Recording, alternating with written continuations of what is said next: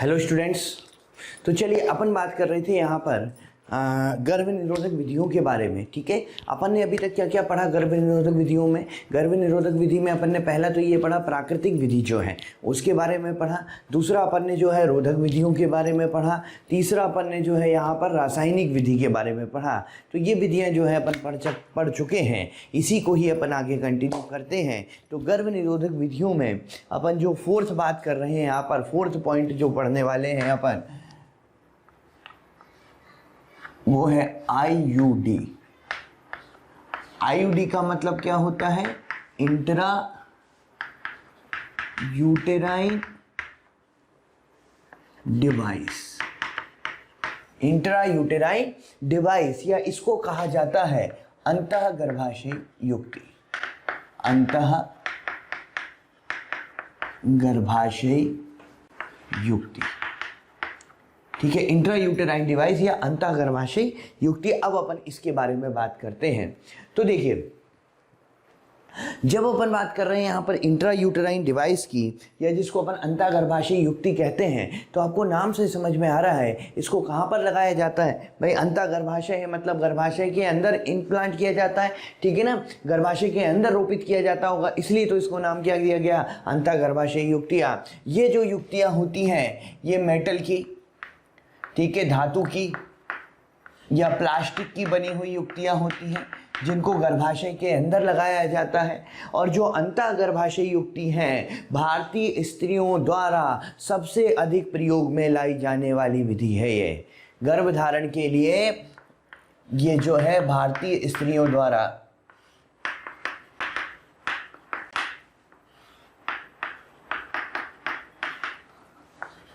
सर्वाधिक अपनाई जाने वाली विधि है। भारतीय स्त्रियों सबसे ज़्यादा जो युक्ति का प्रयोग करती हैं वो कौन सी है?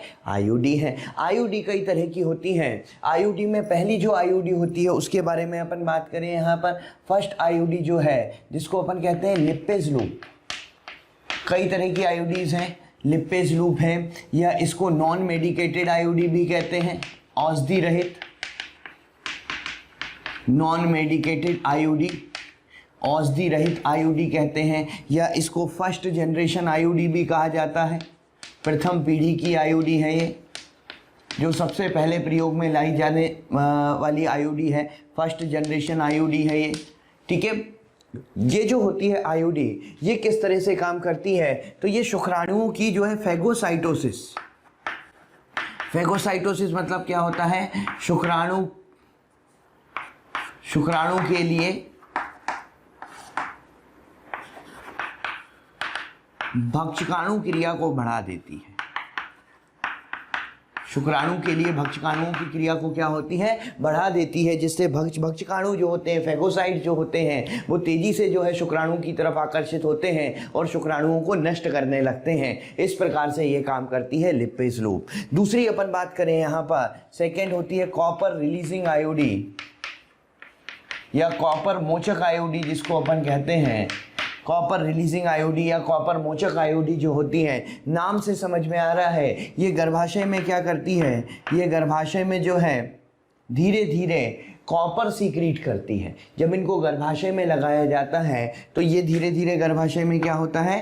कॉपर का स्त्राव करती हैं। और जब कॉपर का स्त्राव करती हैं धीरे धीरे, तो कॉपर का काम क्या होता है? कॉपर जो होता है वो शुक्राणु की गतिशीलता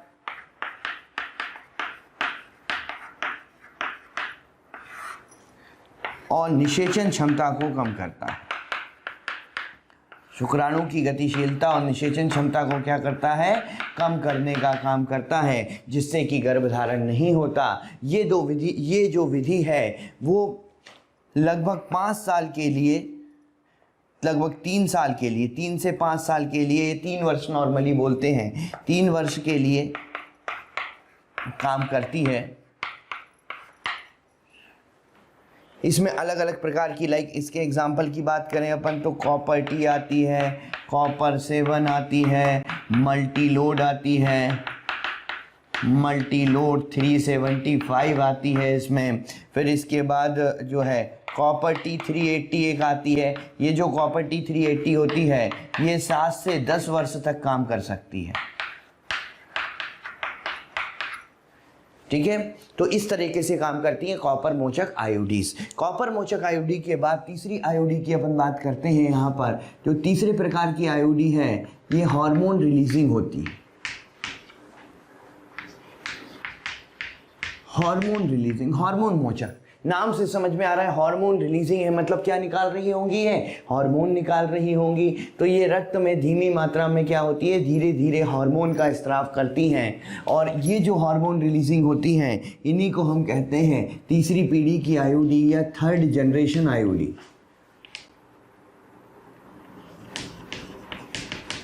ये क्या कहलाती हैं, थर्ड जनरेशन आयोडी कहलाती हैं, तीसरी पीढ़ी की आयोडी है ये। ठीक है, ये रक्त में जो है हार्मोन का स्त्राव करती है, धीरे धीरे हार्मोन सीक्रेट करती हैं। इसमें प्रोजेस्टासाट इसका एक एग्जाम्पल है, प्रोजेस्टासाट। और दूसरा एग्जाम्पल है यहाँ पर LNG20। LNG क्या है, लिवोनोगैस्ट्रेल। LNG है लिवोनोगैस्ट्रेल। ठीक है, तो प्रोजेस्टासाट और LNG20 के नाम से आती है ये। और ये करती क्या है, बेसिकली ये जो आयोडी होती हैं ये एक तो अंडोत्सर्ग रोकती है, अंडोत्सर्ग नहीं होने देती, पहली बात। ठीक है, दूसरी बात ये जो है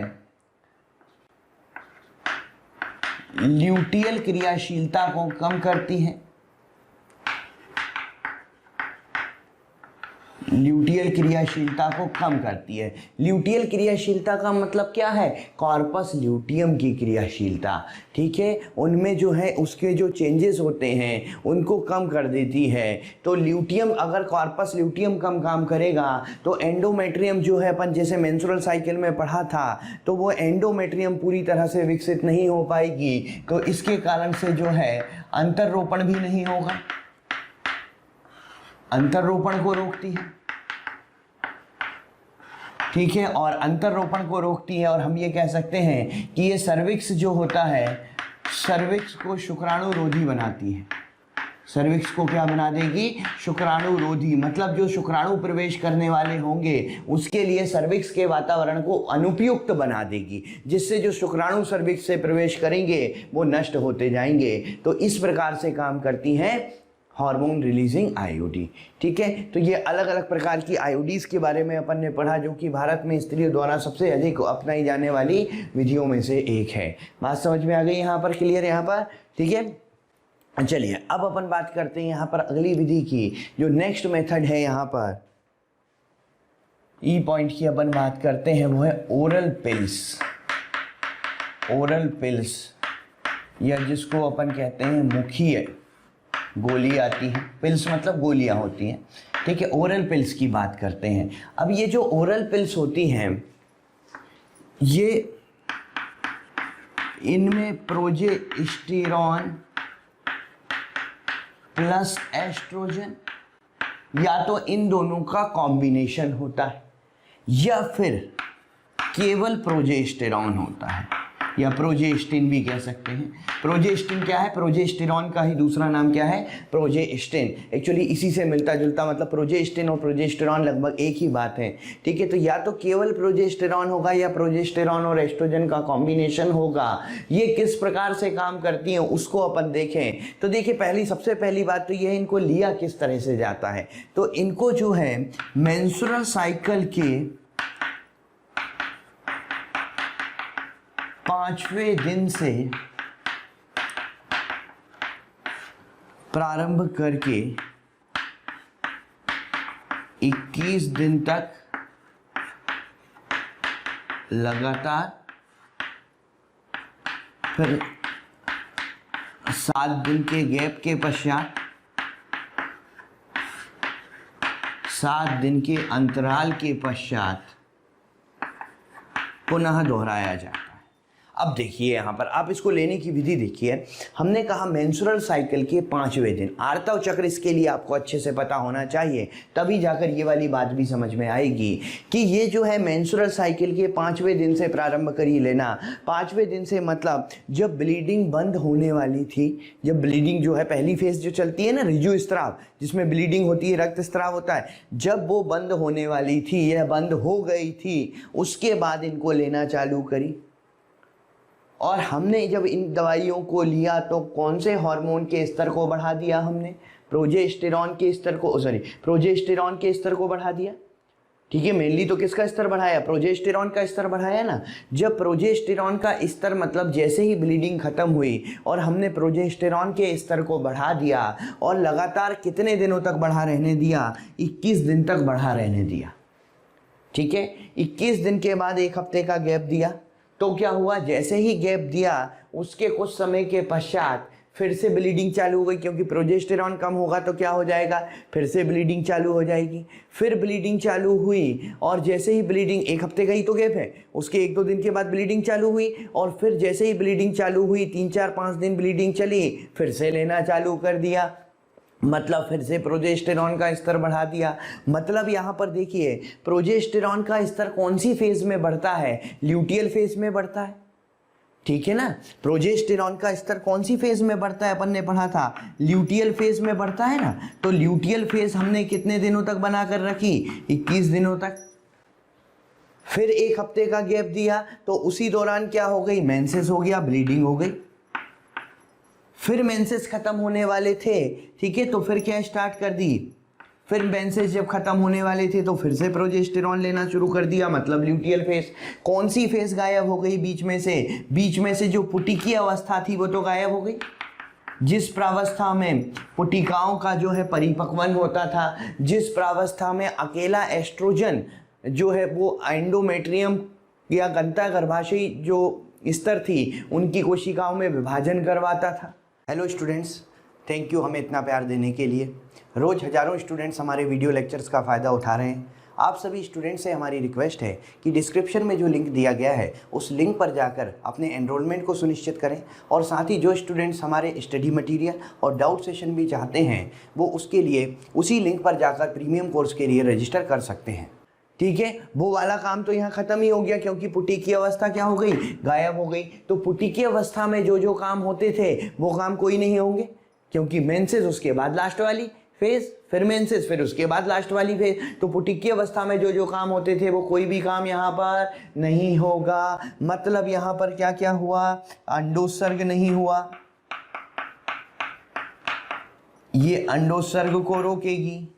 दूसरी बात, जो एंडोमेट्रियम दूसरी पुटिकीय प्रावस्था में जो उनकी कोशिकाओं की वृद्धि होती थी, कोशिकाओं का विभाजन होता था, वो विभाजन भी नहीं होगा, तो एंडोमेट्रियम जो रहेगी वो कमज़ोर रहेगी, तो यहाँ पर अंतर्रोपण के लिए भी वो उपयुक्त नहीं होगी, तो अंतर्रोपण भी नहीं होगा। तीसरी बात, लगातार प्रोजेस्टेरॉन इतने ज़्यादा दिनों तक उच्च स्तर पर बना हुआ है, और प्रोजेस्टेरॉन जितने समय तक उच्च स्तर पर रहेगा, प्रोजेस्टेरॉन जो है वो गर्भाशय भित्ति से म्यूकस का स्त्राव करवाता है। तो होता क्या है, जब प्रोजेस्टेरॉन बहुत लंबे समय तक और बहुत ज़्यादा अमाउंट में रहता है तो वो म्यूकस या श्लेष्मा जो होता है एंडोमेट्रियम उसको गाढ़ा कर देता है। तो गाढ़ा कर देगा तो जो सर्विक्स का वातावरण है, वो सर्विक्स कैसा बन जाएगा?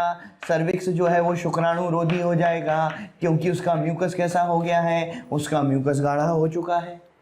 ठीक है, तो इस तरीके से ये काम करती हैं कि अंडोत्सर्ग को भी रोक रही हैं, अंतर्रोपण को भी रोक रही हैं, और सर्विक्स को जो है वो शुक्राणुरोधी भी बना रही हैं। ठीक है, और यहाँ पर ये 2 तरह की होती हैं एक्चुअली। एक तो होती हैं कंबाइंड पिल्स, एक ही आती है कंबाइंड पिल्स। कंबाइंड पिल्स का मतलब जिसमें प्रोजेस्टेरॉन और एस्ट्रोजन दोनों होगा, उसको हम क्या बोलेंगे? उसको हम कहेंगे कंबाइंड पिल्स। और कंबाइंड पिल्स में के नाम से आती है माला डी, माला एन, ये कंबाइंड पिल्स के नाम से आती है। एक आती है यहाँ पर POP is progestin only pills. Progestin only pills, जिसमें केवल और केवल प्रोजेस्टेरॉन होता है। दो तरह की पड़ी थी ना, इसका एग्जांपल है मिनी पिल्स, ये मिनी पिल्स के नाम से आती हैं। दोनों के काम करने का तरीका वही है, बस अंतर यह है कि दोनों का जो मैन्युफैक्चरिंग है, कॉम्बिनेशन है, वो अलग अलग है, लेकिन मेन कंपोनेंट तो इसमें क्या है, मुख्य घटक तो इसका प्रोजेस्टेरॉन ही रहेगा। ठीक है, तो कुछ कंपनियां उसमें एस्ट्रोजन मिलाती हैं, कुछ कंपनियां उसमें एस्ट्रोजन नहीं मिलाती, वो डिपेंड करता है। ठीक है, तो इस तरीके से ये काम करेंगी, जो कि है ओरल पिल्स या मुख्य गोली। अच्छा, इसमें एक इनके जो साइड इफ़ेक्ट होते हैं वो भी बहुत ज़्यादा देखे गए हैं। साइड इफ़ेक्ट या जो दुष्प्रभाव होते हैं वो इन विधियों के ज़्यादा होते हैं। साइड इफ़ेक्ट में क्या क्या देखने को मिल सकता है? साइड इफ़ेक्ट में वोमिटिंग, उल्टी होना, नोजिया, नोजिया का मतलब होता है बेचैनी होना, घबराहट होना, इरेगुलर मेंस्ट्रुअल साइकिल, अनियमित आर्तव चक्र होना, मेंस्ट्रुअल साइकिल के दौरान अत्यधिक रक्तस्राव होना, और कुछ लोग जो हैं इसको वो ब्रेस्ट कैंसर से भी जोड़ के देखते हैं। लेकिन ब्रेस्ट कैंसर होना, ये कुछ साइंटिस्ट मानते हैं कि इससे स्तन कैंसर भी होता है। ऐसी स्त्रियां जो ज़्यादा ओरल पिल्स का इस्तेमाल करती हैं उनमें ब्रेस्ट कैंसर होने के चांसेस ज़्यादा होते हैं, लेकिन ऐसा अभी तक कोई साइंटिफिकली प्रूफ नहीं किया गया है, लेकिन हाँ ऐसा माना जाता है। तो इसको कई लोग एक तरह का मिथ भी बोलते हैं। मिथ मतलब जो होती है ना अपनी, जो क्या बोलते हैं, गलतफहमी होती है, तो मिथ भी मानते हैं। ठीक है ना, और कई लोग इसको सही भी मानते हैं। तो ये कोई इतना इम्पोर्टेंट वाली बात नहीं है कि होता ही है, लेकिन बाकी चीज़ें तो इसके साइड इफ़ेक्ट में देखने को मिलती हैं। इसी तरह से एक ओरल पिल्स की बात अपन अलग से करेंगे, यहाँ पर नोट डाल के अलग से लिखेंगे। ओरल पिल्स सहेली, वो इन सब से अलग होती है। सहेली के नाम से एक ओरल पिल आती है जिनका इन सब से बिल्कुल अलग रोल है। एक्चुअली सहेली जो होती है वो नॉन स्टीरॉयडल होती है। नॉन स्टीरॉयडल का मतलब क्या है? जिसमें स्टीरॉयड नहीं होंगे। स्टीरॉयड मतलब जिसमें सेक्स हार्मोन नहीं होंगे, ना तो प्रोजेस्टेरॉन होगा ना तो एस्ट्रोजन होगा। स्टीरॉयड का मतलब यही होता है, सेक्स हार्मोन जो होते हैं वो स्टीरॉयड में ही आते हैं। तो यहाँ ना तो एस्ट्रोजन है ना ही प्रोजेस्टेरॉन है। तो इसमें होता क्या है, सहेली में जो है सेंट क्रोमेन होता है। सेंट क्रोमेन होता है। सेंट क्रोमेन क्या करता है, ये गर्भाशय के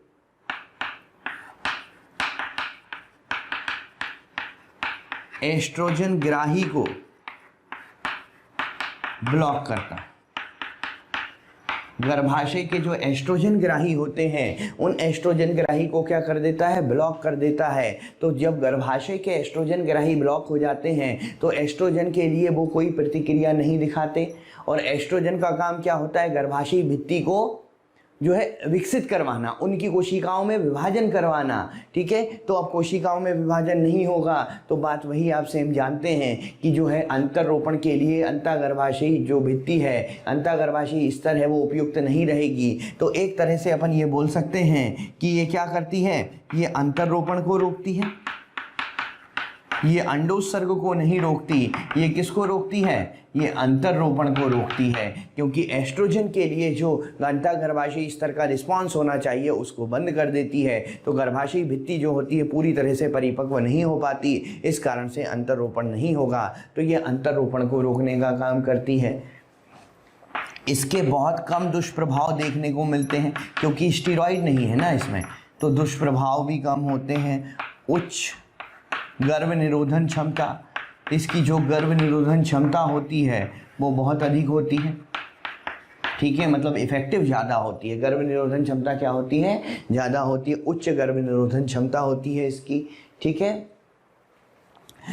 इसको जो है CDRI इंस्टीट्यूट लखनऊ ने विकसित किया था। CDRI इंस्टीट्यूट लखनऊ, इसने विकसित किया था। CDRI क्या है, सेंट्रल ड्रग रिसर्च इंस्टीट्यूट। तो ये CDRI इंस्टीट्यूट द्वारा विकसित की गई है ये। ठीक है, तो इसके दुष्प्रभाव कम होते हैं, उच्च गर्भ निरोधन क्षमता होती है इसकी, और इसको हम वंस अ वीक पिल भी कहते हैं। इसका दूसरा नाम अगर अपन देखें तो इसको जो है वंस अ वीक पिल भी कहा जाता है। यहाँ पर अपन लिख लेते हैं once a week pill. Once a week pill क्यों कहा जाता है?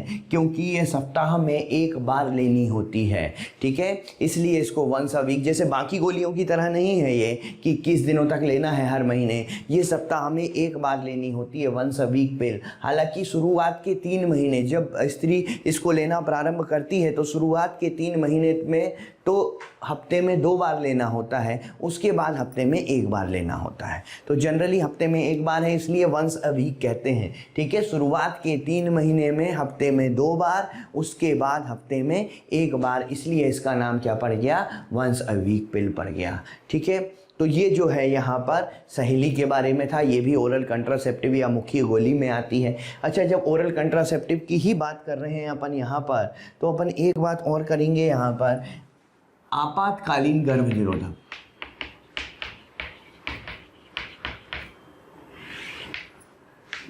यहाँ पर आपातकालीन गर्भ निरोधक के बारे में भी अपन बात करेंगे। आपातकालीन गर्भ निरोधक क्या होती है? अगेन ये प्रोजेस्टेरॉन युक्त होती है, इनमें भी क्या होता है? प्रोजेस्टेरॉन ही होता है। तो आपातकालीन गर्भ निरोधक कब यूज़ की जाती है? जैसे कि सहवास किया, असुरक्षित यौन संबंध बनाए और उस समय अगर संभावना है कि निषेचन हो सकता है, गर्भधारण हो सकता है, तो असुरक्षित यौन संबंध के 3 दिन के भीतर इन गोलियों को लेना होता है। तो होता क्या है, जैसे ही हमने इन गोली को लिया तो प्रोजेस्टेरॉन का स्तर क्या हो गया? एकदम से उच्च हो गया। और प्रोजेस्टेरॉन का स्तर एकदम से उच्च हो गया, इसका मतलब कौन सी प्रावस्था है? ल्यूटियल प्रावस्था बनवा दी हमने, थी नहीं वो ल्यूटियल प्रावस्था, हमने ल्यूटियल प्रावस्था की जैसी स्थिति बनवा दी वहाँ पर। और जब ल्यूटियल प्रावस्था जैसी स्थिति बनवा दी तो प्रोजेस्टेरॉन को एकदम से हाई करके छोड़ दिया। तो आपको पता है जब प्रोजेस्टेरॉन को एकदम से हाई करके छोड़ दिया जाता है तो फिर जैसे ही प्रोजेस्टेरॉन कम होगा, मेंसेस स्टार्ट हो जाएंगे, ब्लीडिंग स्टार्ट हो जाएगी, ठीक है ना। और अगर ब्लीडिंग स्टार्ट हो गई, ठीक है, तो क्या होगा? जो अगर निषेचन हुआ भी होगा तब भी अंतर्रोपण नहीं होगा, क्योंकि अंतर्रोपण तो निषेचन के 7 दिन पश्चात प्रारंभ होता है। तो अंतर्रोपण नहीं होगा तो गर्भधारण भी नहीं होगा। तो इसको जो है, इस विधि को असुरक्षित यौन संबंध के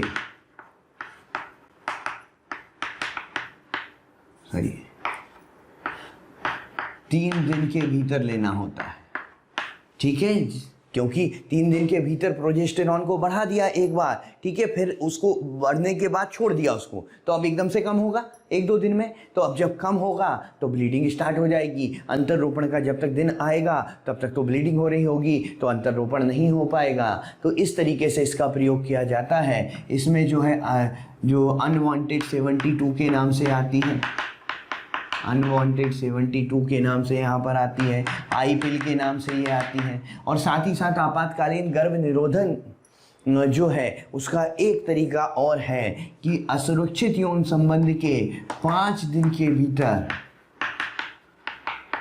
आईयूडी लगवाना।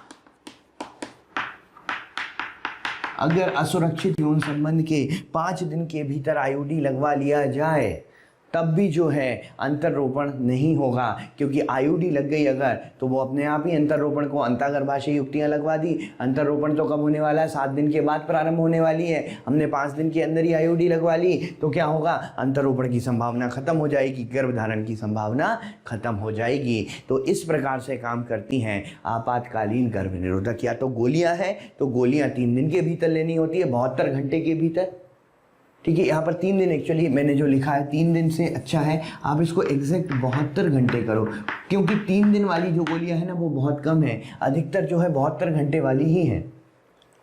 तो अपन 72 आवर्स वाली बात करते हैं, यहाँ पर 3 दिन वाली बात अलग से नहीं लिखते हैं, ठीक है। तो 72 घंटे लिख लें, क्योंकि घंटे के हिसाब से ये ज़्यादा फेमस हुई हैं, दिन के हिसाब से नहीं। तो अपन यहाँ पर जो है वो 72 घंटे, नहीं तो अदरवाइज़ कई बार कन्फ्यूज़न हो जाता है, ठीक है। तो 72 घंटे के हिसाब से अगर देखें तो इनके अंदर ली जाती है 5 दिन के भीतर आईयूडी लगवाना है। तो ये भी आपातकालीन गर्भ निरोधक की एक विधि हो सकता है। प्यारे बच्चों, रोज़ हमें कमेंट में बहुत रिक्वेस्ट आ रही है कि इस टॉपिक का लेक्चर बना दीजिए, इस टॉपिक को समझा दीजिए। तो हम आप सभी बच्चों से रिक्वेस्ट करना चाहते हैं कि आप जो है हमारे यूट्यूब चैनल को सब्सक्राइब कीजिए और साथ ही साथ बेल आइकॉन को हिट करना ना भूलें, जिससे कि आपसे कोई नोटिफिकेशन मिस ना हो। ये सब हम आपसे इसलिए कह रहे हैं क्योंकि ज़्यादातर बच्चों ने जिन लेक्चर्स की रिक्वेस्ट की हुई है, जिन लेक्चर्स की डिमांड की हुई है, वो ऑलरेडी हमने यूट्यूब चैनल पर डाल दिए हैं, तो आप उस चैनल पर जाकर उसे देख सकते हैं। ठीक है, क्लियर है यहाँ पर। तो ये थे आपातकालीन गर्भ निरोधक के बारे में। चलिए अब अपन बात करते हैं यहाँ पर ओरल पिल्स की बात हो गई। ओरल पिल्स के बाद नेक्स्ट आते हैं अपन यहाँ पर इम्प्लांट। इम्प्लांट्स या जिसको अपन क्या बोलते हैं, अंतर्रोप कहते हैं। देखिए इम्प्लांट जो होते हैं अब सभी वही है, जो भी विधियां अब चल रही हैं, चाहे वो इम्प्लांट हो चाहे आगे इंजेक्शन्स आएंगे, सब वही प्रोजेस्टेरॉन ही है। काम करने का तरीका एक जैसा, देने का तरीका अलग अलग, कुछ गोलियों के फॉर्म में है, कुछ इंजेक्शन के फॉर्म में है, कुछ इम्प्लांट के फॉर्म में है। ठीक है, तो उनकी वैधता भी अलग अलग।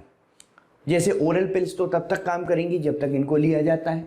इम्प्लांट्स क्या होते हैं, माचिस की तीली के समान 6 ट्यूब होती हैं पतली पतली सी, जिनको एल्बो कोहनी के ऊपर और त्वचा के नीचे लगाया जाता है, त्वचा के नीचे अंतर्रोपित किया जाता है। इस तरह से सिलिकॉन की ट्यूब होती है पतली पतली माचिस की तीली के समान, जिसमें प्रोजेस्टेरॉन भरा होता है। 6 ट्यूब होती है सिलिकॉन की बनी हुई, 6 सिलिकॉन ट्यूब, 6 सिलिकॉन ट्यूब होती है, जिसके अंदर क्या भरा होता है, जिसके अंदर प्रोजेस्टेरॉन भरा होता है। इसको कहाँ पर लगाया जाता है, कोहनी के ऊपर त्वचा के नीचे लगा दिया जाता है और ये धीरे धीरे रक्त में प्रोजेस्टेरॉन निकालती रहती हैं और प्रोजेस्टेरॉन जो है वो अपना काम करते रहेगा। कि प्रोजेस्टेरॉन जो है अकेले एस्ट्रोजन के प्रभाव नहीं दिखने देगा। अकेला एस्ट्रोजन होता है तो कोशिकाओं में विभाजन करवाता है अंतःगर्भाशयी भित्ति की, लेकिन अकेला प्रोजेस्टेरॉन कभी, अकेला एस्ट्रोजन कभी रहेगा ही नहीं, क्योंकि लगातार प्रोजेस्टेरॉन निकलते जा रहा है और वो जो है एस्ट्रोजन के प्रभाव को कम करते जा रहा है, तो अंतर्रोपण होगा ही नहीं। और प्रोजेस्टेरॉन निकलता रहेगा तो अंडोत्सर्ग भी प्रॉपर नहीं होगा। तो इस तरीके से ये काम करती हैं। हाँ वही है, प्रोजेस्टेरॉन ही है, लगाने का तरीका अलग है। ये गोलियों का रूप था, अब ये इम्प्लांट या अंतर्रोप है, जिनको त्वचा के नीचे कोहनी के ऊपर लगा दिया जाता है रक्त में, जिससे वो प्रोजेस्टेरॉन निकालती रहे। इसका एग्जाम्पल एक अपन लिखते हैं नॉर प्लांट। एक फेमस एग्जाम्पल क्या है इसका, नॉर प्लांट इसका एक एग्जाम्पल है। तो ये है इम्प्लांट के बारे में। इम्प्लांट के बाद इसी तरह से अगर अपन बात करें यहाँ पर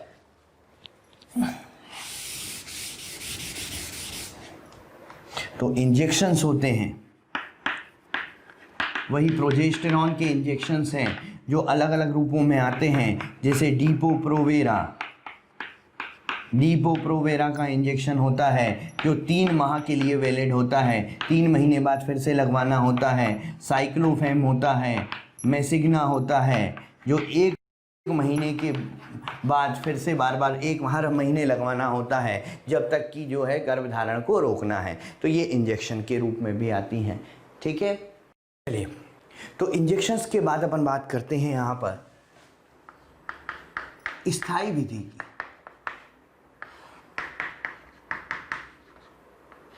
स्थायी विधि की बात करते हैं। अच्छा, इनको स्थायी विधि क्यों कहा जाता है, क्योंकि इनकी रिवर्सिबिलिटी बहुत पुअर होती है। इसको बंध्यकरण भी कहा जाता है, इसलिए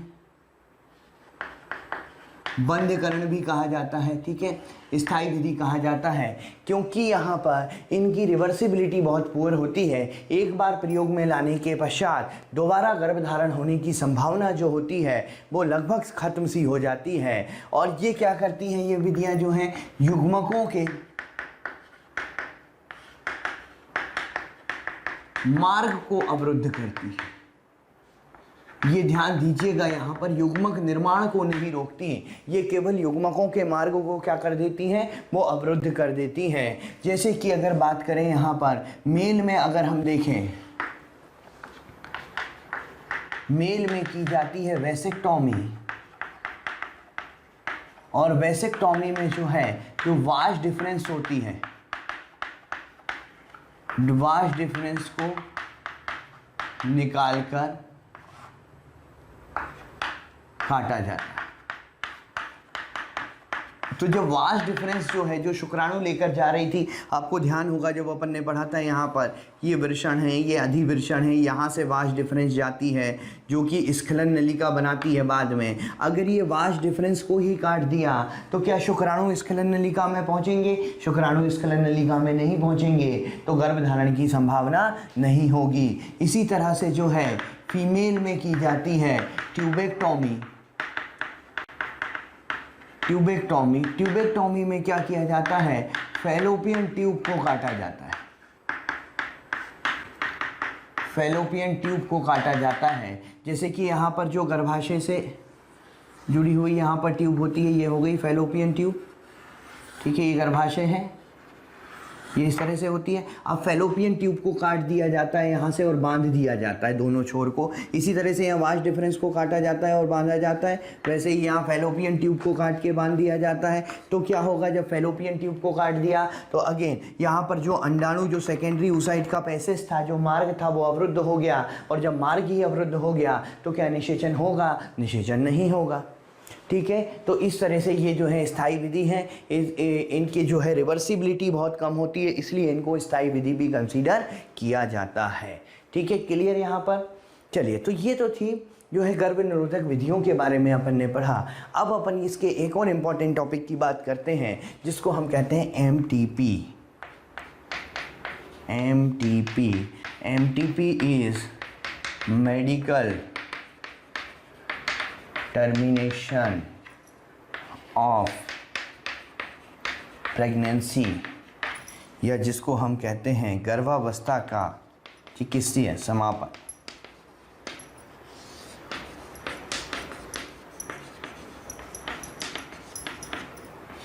गर्भावस्था का चिकित्सीय समापन। ये जो MTP क्या है? एक्चुअली ऐच्छिक प्रक्रिया है। ऐच्छिक रूप से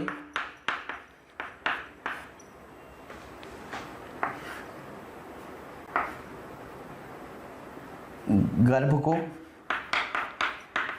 समाप्त करवाना।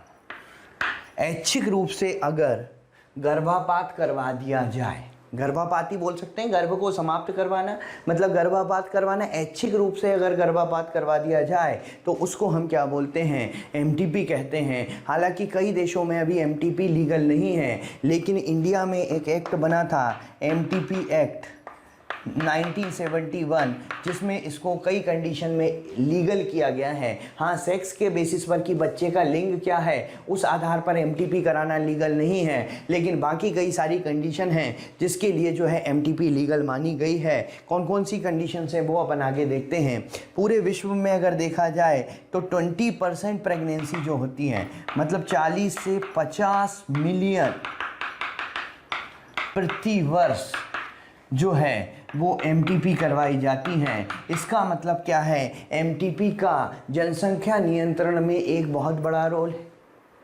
भाई जनसंख्या नियंत्रण में रोल तो है, हर साल कितने बच्चे जो हैं MTP हो रहे हैं, कितने बच्चों का गर्भपात करवाया जा रहा है? 40 से 50 मिलियन का पूरे विश्व में, मतलब जो प्रेगनेंसी होती है उसका 20% है ये जो MTP करवाया जाता है टोटल प्रेगनेंसी का। मतलब ये 20% पॉपुलेशन को बढ़ने से तो रोक रहा है, इसलिए इसका जनसंख्या नियंत्रण में तो रोल है, लेकिन ये जनसंख्या नियंत्रण की विधि नहीं है। ध्यान दीजिएगा, जनसंख्या नियंत्रण की विधि नहीं है। हालांकि इसकी भूमिका होती है जनसंख्या नियंत्रण में, लेकिन जनसंख्या नियंत्रण की विधि नहीं है क्योंकि इसको इस उद्देश्य से नहीं करवाया जाता। ठीक, तो चलिए बात करें MTP जो है किन किन कंडीशंस में करवाई जा सकती है। तो MTP करवाई जा सकती है, एक तो जब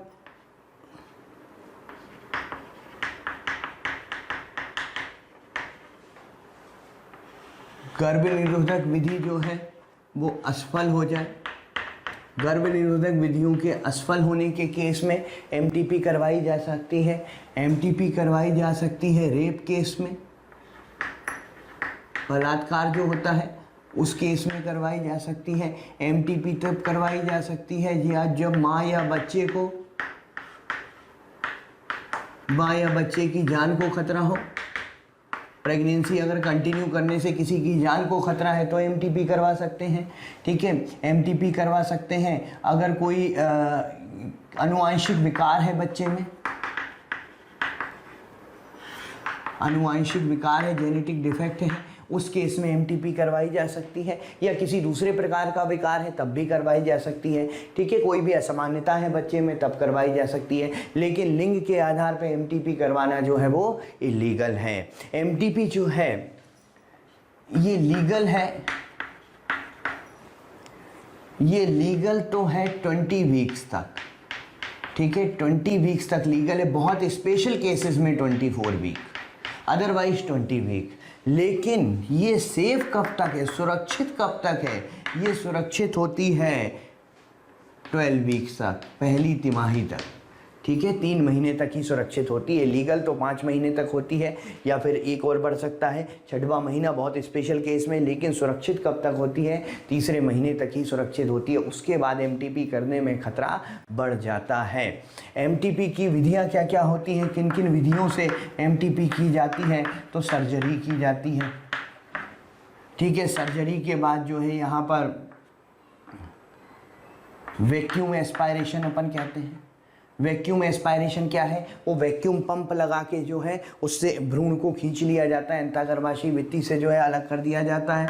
फिर कुछ मेडिसिन्स होती हैं जैसे RU486 जिसमें माइप्रिस्टोन आती है, 486 माइप्रिस्टोन आती है। ये दोनों ही क्या होती हैं, जो RU486 है जिसमें माइप्रिस्टोन आती है, ये एंटी प्रोजेस्टेरॉन होती है। ये क्या होती है? एंटी प्रोजेस्टेरॉन, मतलब प्रोजेस्टेरॉन के प्रभाव को ख़त्म करती हैं। और आप ध्यान दीजिए, अगर हम कहेंगे कि ये प्रोजेस्टेरॉन के प्रभाव को ख़त्म करती हैं तो प्रोजेस्टेरॉन तो गर्भावस्था को बनाए रखने के लिए जिम्मेदार है। और अगर आपको हमारे वीडियो लेक्चर पसंद आए तो उन्हें लाइक और शेयर ज़रूर कीजिए, जिससे और भी ज़रूरतमंद बच्चों तक ये लेक्चर्स पहुँच सकें। और अंत में हम इतना ही कहना चाहेंगे कि आपके प्यार और विश्वास के कारण हमारी मोशन की पूरी टीम बहुत मोटिवेटेड है कि आपको बेहतर से बेहतर कंटेंट प्रोवाइड कर सके। और प्रोजेस्टेरॉन का प्रभाव ख़त्म हो गया तो गर्भपात हो जाएगा, क्योंकि अंतःगर्भाशयी स्तर नष्ट होने लगेगी और ब्लीडिंग स्टार्ट हो जाएगी तो गर्भपात हो जाएगा। तो इसलिए हमने क्या बोला, ये क्या होती है? एंटी प्रोजेस्टेरॉन होती हैं। तो इस तरीके से जो है एमटीपी के बारे में ये जो इम्पोर्टेंट बातें थी वो अपन ने यहाँ पर पढ़ी। ठीक है, तो समझ में आ गई। चलिए अब अपन बात करते हैं यहाँ पर नेक्स्ट टॉपिक जो अपन पढ़ रहे हैं, ART, असिस्टेड रिप्रोडक्टिव टेक्निक या टेक्नोलॉजी भी कहते हैं, सहायक जनन प्रौद्योगिकी। ART, असिस्टेड रिप्रोडक्टिव टेक्निक या सहायक जनन प्रौद्योगिकी। ये जो है सहायक जनन प्रौद्योगिकी जो होती है, ऐसे दंपति में प्रयोग में लाई जाती है जो दंपति संतान उत्पन्न नहीं कर सकते। चाहे प्रॉब्लम किसी में भी हो, पुरुष में हो, स्त्री में हो, लेकिन बात यह है कि वो संतान दंपति जो है वो संतान उत्पन्न करने में सक्षम नहीं है। और अगर संतान उत्पन्न करने में सक्षम नहीं है तो उनके लिए जो सहायक विधियां प्रयोग में लाई जाएगी जिससे कि वो संतान उत्पन्न कर सकें, उनको हम क्या बोलते हैं? उनको हम कहते हैं ART, सहायक जनन प्रौद्योगिकी। अब सहायक जनन प्रौद्योगिकी में कई सारी चीज़ें होती हैं। जैसे पहला अपन बात करते हैं IVF। IVF क्या है भाई? In vitro fertilisation.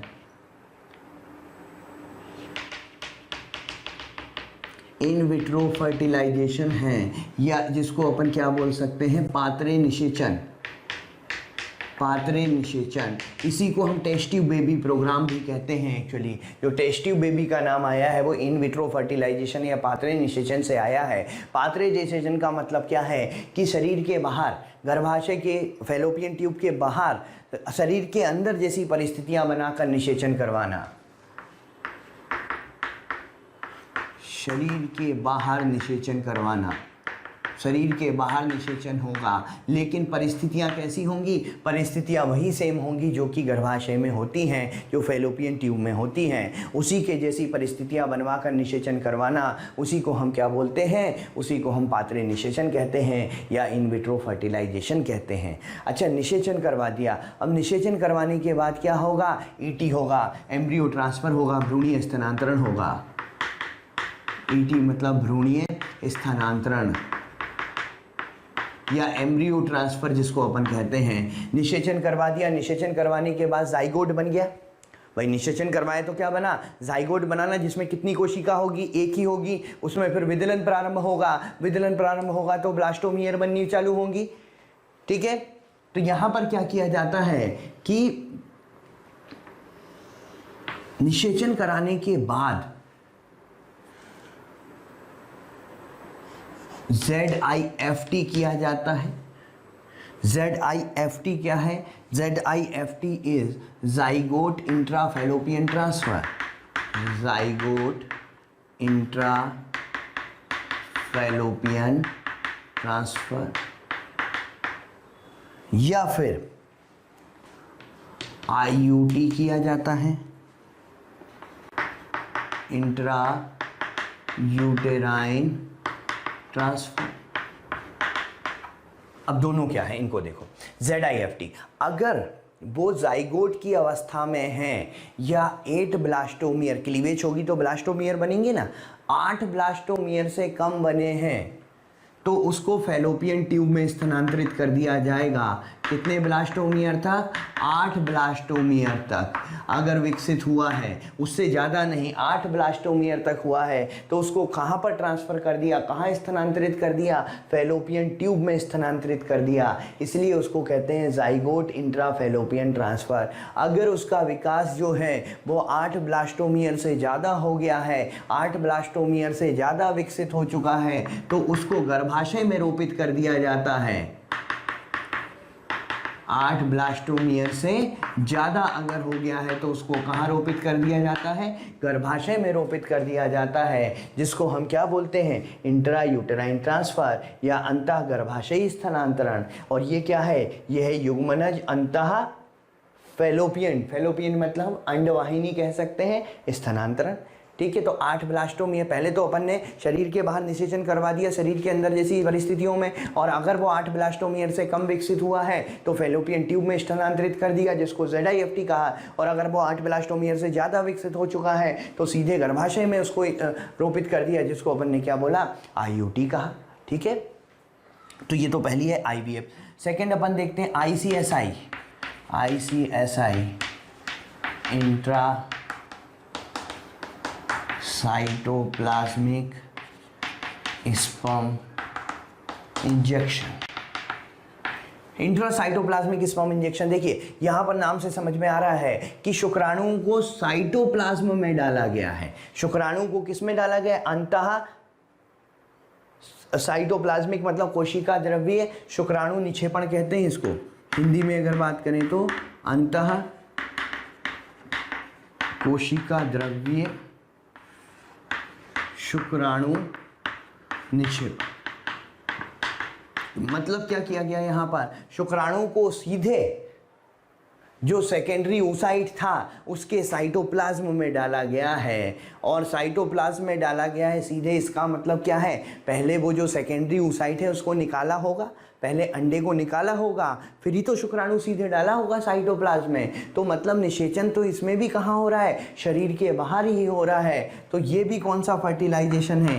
ये भी पात्रे निषेचन होता है। इसमें भी कौन सा निषेचन होता है?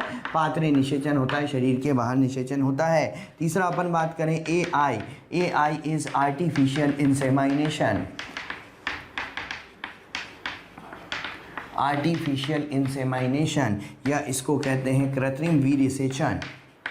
कृत्रिम वीर्यसेचन। कृत्रिम वीर्यसेचन का क्या मतलब है? ये ऐसी स्त्रियों में प्रयोग, ऐसे दंपति में प्रयोग में लाया जाता है जहां पुरुष स्त्री को वीर्यसेचित नहीं कर सकता।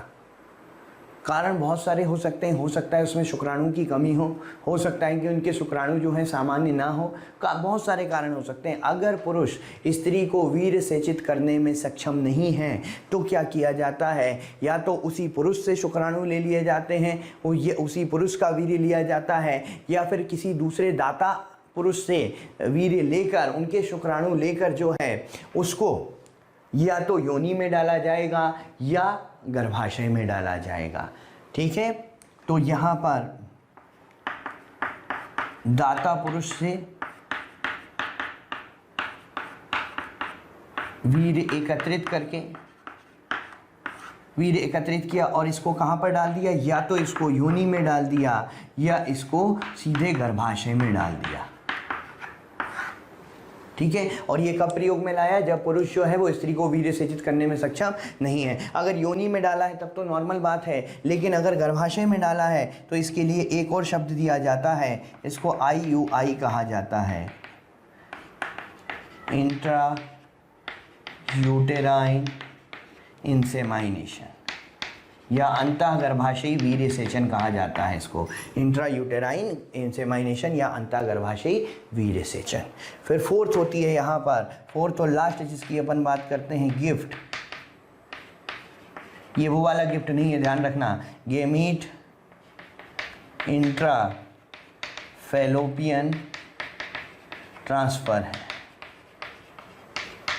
ये जो गेमीट युग्मक अंतः डिंब वाहिनी स्थानांतरण, युग्मक अंतः डिंब वाहिनी स्थानांतरण, यहाँ पर ध्यान दीजिए, युग्मनज अंतः डिंब वाहिनी स्थानांतरण था, यहाँ युग्मक अंतः डिंब वाहिनी स्थानांतरण है। मतलब यहाँ की युग्मक को ये ऐसी स्त्रियों में प्रयोग में लाया जाता है जिनमें या तो अंडोत्सर्ग नहीं होता, लेकिन उनका गर्भाशय उचित वातावरण प्रदान कर सकता है भ्रूणीय विकास के लिए। गर्भाशय ठीक है, भ्रूणीय विकास गर्भाशय में हो सकता है, लेकिन दिक्कत कहाँ पर है, दिक्कत ये है कि उसमें अंडोत्सर्ग नहीं हो रहा है। ठीक है, तो अब क्या किया, दाता स्त्री से अंडा लिया और उसको कहाँ पर रख दिया, फैलोपियन ट्यूब में। दाता स्त्री से अंडा लिया और कहाँ पर रख दिया, फैलोपियन ट्यूब में। अब दाता स्त्री से अंडा लेकर फैलोपियन ट्यूब में रखा, उसके बाद या तो सहवास करवा दिया या फिर कृत्रिम वीर्य सेचन करवा दिया, तो निषेचन हो गया। निषेचन कहाँ हुआ, फैलोपियन ट्यूब में, मतलब शरीर के अंदर हुआ, और शरीर के अंदर हुआ मतलब कौन सा निषेचन है, ये जीवे निषेचन है, जिसको इन वीवो फर्टिलाइजेशन कहते हैं। जीवे निषेचन यहाँ का कहा जाता है, इन वीवो। यहाँ पर भी अच्छा, AI में भी जीवे निषेचन ही था, इन वीवो था, केवल जो है यहाँ पर वीर्य डाला गया था, अंडाणु तो अंदर ही था। यहाँ पर भी वीर्य, यहाँ पर अंडाणु डाला गया है और बाद में वीर्य डाला गया है, मतलब निषेचन तो शरीर के अंदर हो रहा है, मतलब जीवे निषेचन है। तो यहाँ पर क्या किया गया, दाता स्त्री से अंडा लिया और उसको फैलोपियन ट्यूब में रख दिया, तो उसके बाद जो है या तो प्राकृतिक रूप से सहवास हो गया या वीर्य को कृत्रिम रूप से डाल दिया गया, तो निषेचन हो जाएगा, क्योंकि फैलोपियन ट्यूब में क्या है, अंडा है। तो ये ऐसी स्त्रियों में प्रयोग में लाई जाएगी जिनमें अंडोत्सर्ग नहीं होता, लेकिन बाकी कंडीशन नॉर्मल है। अगर उसमें निषेचन हो जाए तो बच्चों के विकास के लिए जो है वो उचित वातावरण उपलब्ध करा सकती है। क्लियर यहाँ पर, ठीक है। तो ये था यहाँ पर ART के बारे में, जिसको हम कहते हैं यहाँ पर, सॉरी, इसको इस तरह से असिस्टेड रिप्रोडक्टिव टेक्निक है। असिस्टेड रिप्रोडक्टिव टेक्निक या सहायक जनन प्रौद्योगिकी या असिस्टेड रिप्रोडक्टिव टेक्नोलॉजी भी कहते हैं, ठीक है ना, तकनीक या प्रौद्योगिकी, जो भी आप कहना चाहें, ठीक है। तो इस तरीके से ये यहाँ पर जो है हमने ART के बारे में पढ़ा। अब आगे देखते हैं अपन। चलिए, इसके बाद अपन कुछ बात करते हैं STD के बारे में। STD क्या है,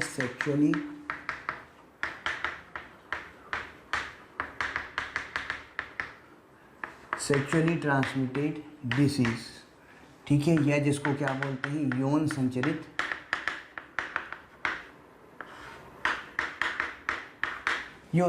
रोग, ठीक है, जो कि सहवास से, सेक्सुअल इंटरकोर्स से फैलते हैं। ऐसे यौन संचरित रोगों के बारे में अपन बात करेंगे। इसमें जो है जनरली RTI भी कहते हैं, रिप्रोडक्टिव ट्रैक्ट इन्फेक्शन,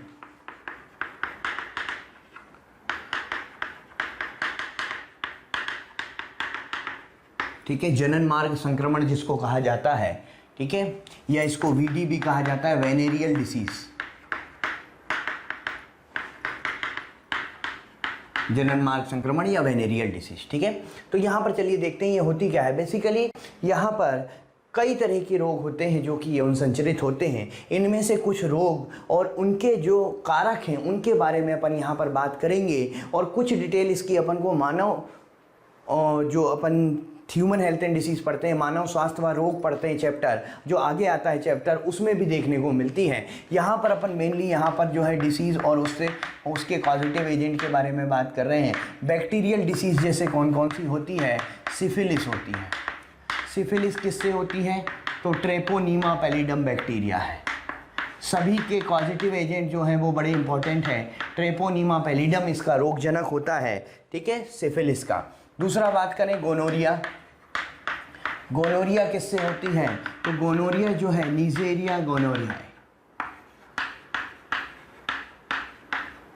नीजेरिया गोनोरिया से होती है, इसका रोगजनक जो है। तीसरा अपन बात करते हैं कैंक्रोइड। कैंक्रोइड जो है वो हीमोफिलस दूसरे आई, इसका जो है बैक्टीरिया है ये भी, जो इसका रोगजनक है। Chlamydiasis, chlamydia ट्रैकोमेटिस। ठीक है, ये इसके रोगजनक है। इनके बारे में अगेन मैंने फिर से बोल रहा हूँ, फिर से रिपीट कर रहा हूँ कि इसका जो और भी डिटेल है वो अपन ह्यूमन हेल्थ एंड डिसीज़ में पढ़ते हैं, मानव जनन और स्वास्थ्य में पढ़ते हैं। यहाँ पर केवल मैं आपको डिसीज़ के नाम और उसके रोगजनक के नाम बता रहा हूँ। वायरल डिसीज़ की बात करें, विषाणु जनित रोग कौन कौन से होते हैं? तो विषाणु जनित रोग में एड्स अपन ह्यूमन हेल्थ एंड डिसीज़ में बिल्कुल डिटेल में पढ़ते हैं। Hepatitis again human health and disease, मानव जनन स्वास्थ्य में पूरे डिटेल में पढ़ते हैं। जेनाइटल हर्पीस, इसका पॉजिटिव एजेंट होता है herpes simplex virus. Herpes simplex virus इसका रोगजनक है। और तब अपन बात करते हैं जेनाइटल वार्ट। जेनाइटल वार्ट जिसमें मस्से हो जाते हैं, जेनाइटल वार्ट जो है यहाँ पर human papilloma virus. Human papilloma virus है इसका। ठीक है, और यहाँ पर एक प्रोटोजोअन डिसीज़ की भी अपन बात करेंगे। Protozoan disease